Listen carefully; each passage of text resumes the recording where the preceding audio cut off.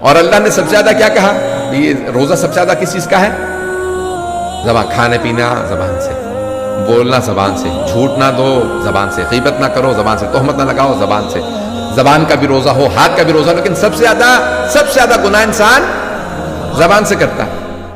2 چھٹانگ کی زبان ہے یہ، سب سے زیادہ گناہ انسان کے زبان سے ہوتے ہیں۔ 32 اس پہ اللہ نے پہرے دار بٹھا رکھے، 32 دان، محافظ بیٹھے ہوئے 32، 2 گیٹ لگا رکھے ہیں، پھر بھی کسی قابو میں نہیں رہتے، سارے فسادی کراتے۔ اچھا سب سے زیادہ روزے کے اندر مشکل کیا کام ہے؟ وہ زبان پہ قابو۔